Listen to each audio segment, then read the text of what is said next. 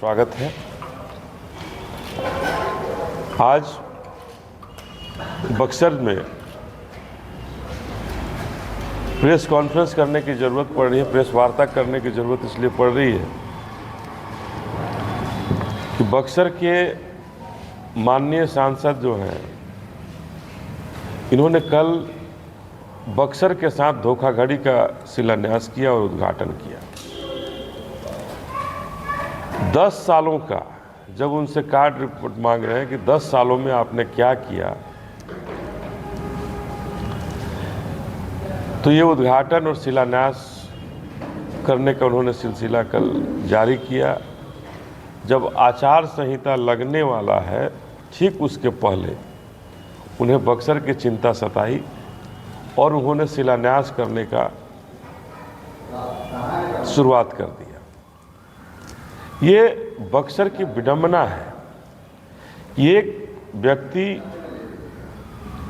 10 सालों से बक्सर को लूट रहे हैं।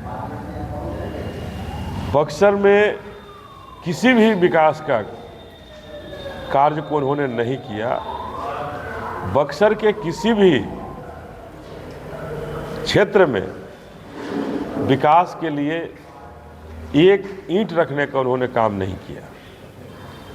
और कल ऐसा लगा कि बक्सर पूरा का पूरा विकासमय हो गया।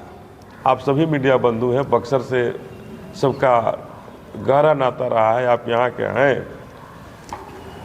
अब आप अपने गांवों में, अपने क्षेत्रों में, आपके घर के अंदर, आपके गांवों के अंदर क्या विकास हुआ है, ये आपको भी पता होगा। ये बक्सर के साथ धोखाधड़ी है या सही मामले में बक्सर का विकास का नींव हमारे सांसद जी ने रखा है। ये कैसे हो सकता है कि जो व्यक्ति 10 साल क्षेत्र में घूमे नहीं, किसी भी ब्लॉक में जाइए, किसी भी गांव में जाइए, वहाँ इनके कोई किसी तरह का रिश्ता नहीं रहा है, विकास से संबंधित रिश्ता नहीं रहा है, वहाँ जाने से संबंधित रिश्ता नहीं रहा है, लोगों के दुख और दर्द में कभी शामिल नहीं हुए हैं। और कल हर विधानसभा का उद्घाटन यहाँ से बैठे बैठे बक्सर से उन्होंने घोषणा कर दिया कि इस विधानसभा में 2 करोड़, इस विधानसभा में 1.5 करोड़, इस विधानसभा में 2 करोड़ 57 लाख। 6 विधानसभा में बक्सर का इन्होंने कहा कि हमने बहुत अच्छा काम किया। पूरा बक्सर विकसित हो गया। लेकिन हम बहुजन समाज पार्टी की तरफ से, बक्सर की जनता की तरफ से उनसे सवाल है हमारा कि बक्सर के विकास के लिए जो 5 काम आप किए हैं वो क्यों नहीं बता पाते हैं। ये झूठा शिलान्यास, फर्जी शिलान्यास कब तक आप करेंगे? आपने पिछले चुनाव में शिलान्यास किया था यहाँ इटारी पुल का, इटारी ओवरब्रिज का। क्या हुआ इटारी रेलवे ओवरब्रिज का?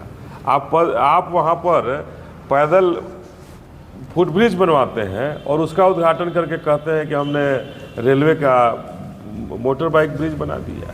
कहाँ मोटर बाइक ब्रिज बनता है? आप फुटब्रिज बना करके बक्सर की जनता को धोखा देना कब बंद करेंगे? आप करेंगे तो बक्सर की जनता इस बार आपको मिट्टी में मिलाने की तैयारी कर रही है। बक्सर की जनता को आपने कहा है कि हमारा विरोध जो करेगा मिट्टी में मिल जाएगा, मतलब आपको जो वोट नहीं करेगा वो मिट्टी में मिल जाएगा। बक्सर का मैं बेटा हूँ। बक्सर के लोग मिट्टी में नहीं मिलेंगे। बक्सर के लोग बहादुर हैं, अपने इतिहास को जानते हैं और बक्सर के लोग मिट्टी में मिलाना जानते हैं। जो बक्सर के साथ धोखाधड़ी करेगा, बक्सर को ठगने का काम करेगा, बक्सर को लूटने का काम करेगा, निश्चित रूप से बक्सर की आम आवाम, चाहे वो किसी भी समाज से हो, सब लोग मिलकर के बक्सर को विकसित बनाने के लिए और बक्सर को आगे बढ़ाने के लिए जो कहे हैं, आपके साथ वो काम बक्सर की जनता करेगी।